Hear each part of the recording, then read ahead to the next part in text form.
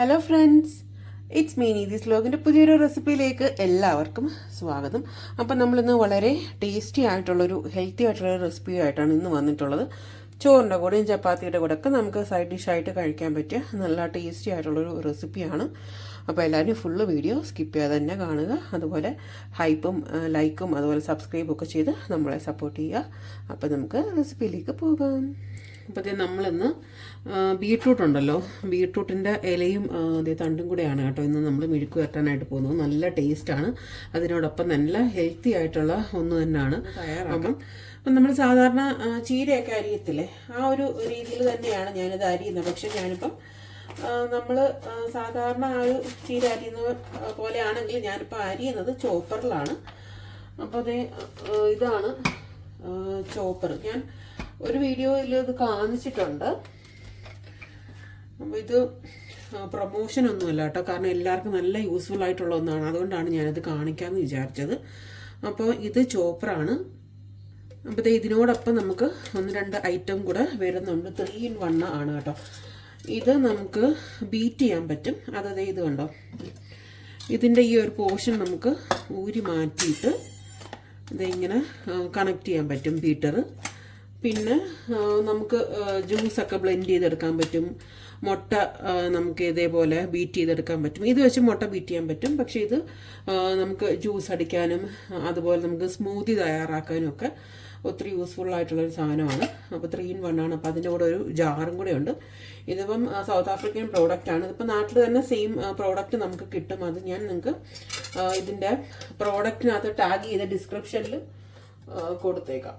അപ്പോൾ വേണ്ടവർ വാങ്ങിച്ചാൽ മതി. ഞാൻ ഒന്നുകൂടെ പറയണം, ഇത് പ്രൊമോഷനോ കാര്യങ്ങളൊന്നുമല്ല, ഒരുപാട് എനിക്ക് യൂസ്ഫുൾ ആയിട്ടുള്ളത് കൊണ്ടാണ് ഞാനിത് നിങ്ങളെ കാണിച്ചത്. അപ്പം നമുക്കിതെങ്ങനെയാണ് ഇതിനകത്ത് നമുക്ക് ചീര എങ്ങനെയാണ് അരിയുന്നതെന്നുള്ളത് ഞാനിപ്പം കാണിക്കാം. അപ്പോൾ ബീട്രൂട്ടിൻ്റെ ഈ ഒരു തണ്ട് ഞാൻ പറഞ്ഞല്ലോ. അപ്പം നമ്മൾ ആദ്യം നിങ്ങളതിനടുത്ത് കാണിക്കാം. നമ്മൾ ആദ്യം സാധാരണ അരിയുന്ന പോലെ ഇങ്ങനെ അരിയാം. ഇതുപോലെ ഓക്കെ, ഇതുപോലെ ചെയ്തിട്ട് ഇതിനകത്ത് ബ്ലേഡ് ഉണ്ട്. നമുക്ക് ഈ ബ്ലേഡ് ഊരി മാറ്റാൻ പറ്റും കഴുകാനൊക്കെ. എന്നിട്ട് അതിലേക്ക് ഞാനിപ്പോൾ ഇത് ഇട്ട് കൊടുക്കുവാണ്. നമുക്ക് എല്ലാ തോരൻ ഐറ്റംസ് എന്ത് വേണമെങ്കിലും, ബീൻസ് അരിയാം, ക്യാരറ്റ് അരിയാം, ക്യാബേജ് അരിയാം, ഇതുപോലെ ചീര അരിയാം, നമ്മുടെ കോവയ്ക്ക അരിയാം. അങ്ങനെ തോരന് വേണ്ടിയിട്ടുള്ള എന്ത് സാധനവും നമുക്ക് ഇതിനകത്ത് ചോപ്പ് ചെയ്തിട്ട് എടുക്കാൻ പറ്റും കേട്ടോ.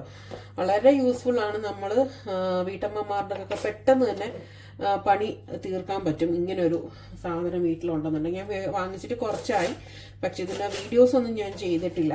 അപ്പോൾ ഞാൻ ഇന്നിപ്പോൾ അത് തോരൻ അരിയാൻ എടുത്തപ്പോൾ ഞാൻ വിചാരിച്ചു എന്നാൽ വീഡിയോ ആയിട്ട് ചെയ്യാം, നിങ്ങളൊക്കെ ഒന്ന് കാണിച്ചു തരാമെന്ന് വിചാരിച്ചു. അപ്പം ഞാനിപ്പം ബീട്രൂട്ടും ചെയ്യുന്നുണ്ട്. ബീട്രൂട്ടും ഇതിനകത്ത് തന്നെയാണ് അരിയുന്നത്. അപ്പം ഞാനിത് ഒന്ന് അരിഞ്ഞ് കാണിക്കാം. അപ്പം ഞാനതിനകത്ത് ഇലയെല്ലാം ഇട്ടിട്ടുണ്ട്, കുറച്ച് തണ്ടും ഇട്ടിട്ടുണ്ട്. ബാക്കി തണ്ടുകളെല്ലാം ഇവിടെ ഇരിപ്പുണ്ട്. അപ്പം നമുക്കിത് കണക്ട് ചെയ്യുന്നത് എങ്ങനെയാണെന്ന് വെച്ചിട്ട് ഇതിൻ്റെ കൂടെ ജസ്റ്റ് ഇതിങ്ങനെ വെക്കുക.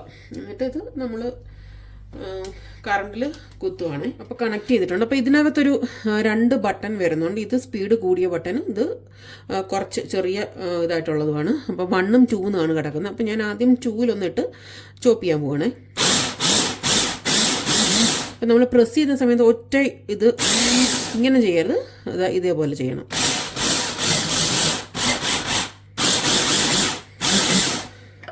അപ്പം ഇത് കണ്ടാകും കാണും പറയാം, അകത്ത് കുറേശ്ശെ ചോപ്പായിട്ട് വരുന്നുണ്ട്. അപ്പം നമുക്ക് ബാക്കിയും കൂടെ ഒതുക്കി കൊടുക്കാം.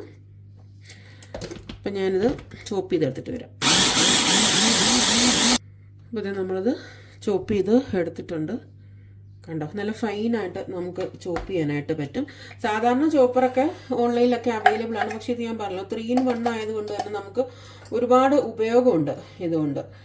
ഇപ്പം ജ്യൂസ് ഞാൻ പറഞ്ഞില്ല, ജ്യൂസ് ഉണ്ടാക്കാം, നമുക്ക് തേങ്ങ തിരുകാം, അതുപോലെ നമുക്ക് കേക്കൊക്കെ തയ്യാറാക്കുന്ന സമയത്തും നമുക്കിതുപോലെ ബീറ്റ് ചെയ്യാനൊക്കെ പറ്റും മുട്ടയൊക്കെ. അപ്പോൾ ഇനി ഞാൻ ഇതിൻ്റെ തണ്ട് ആണ് ഇനിയിപ്പം അരിഞ്ഞെടുക്കാനായിട്ട് പോകുന്നത്. അപ്പം നമുക്ക് തണ്ടൊന്ന് അരിയാം.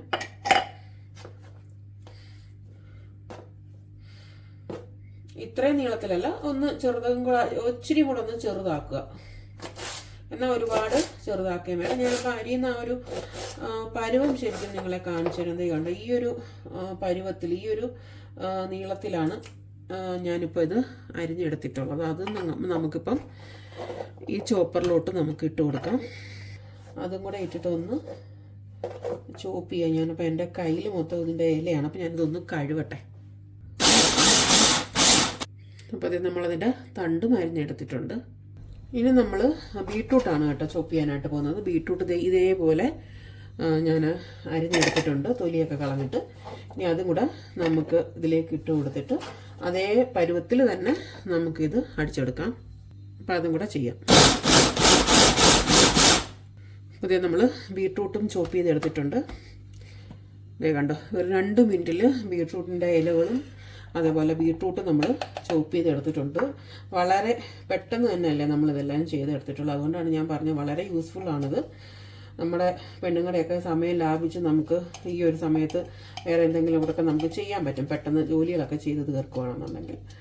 അപ്പോൾ ഇനിയിപ്പം റെഡി ആക്കിയിട്ടുണ്ട്. ഞാൻ നിങ്ങൾക്ക് താല്പര്യമുള്ളവർക്ക് ഞാൻ ലിങ്ക് ഡിസ്ക്രിപ്ഷനിൽ കൊടുത്തേക്കാം, ഇന്ത്യൻ പ്രോഡക്റ്റ്. അപ്പോൾ താല്പര്യമുള്ളവർ അത് ക്ലിക്ക് ചെയ്തിട്ട് നിങ്ങൾക്ക് വാങ്ങിക്കാവുന്നതാണ്. അപ്പം നമുക്ക് റെസിപ്പി തയ്യാറാക്കാം. അപ്പോൾ നമ്മളൊരു പാൻ വെച്ചിട്ടുണ്ട്. അതിലേക്ക് നമുക്ക് എണ്ണ ഒഴിച്ച് കൊടുക്കാം.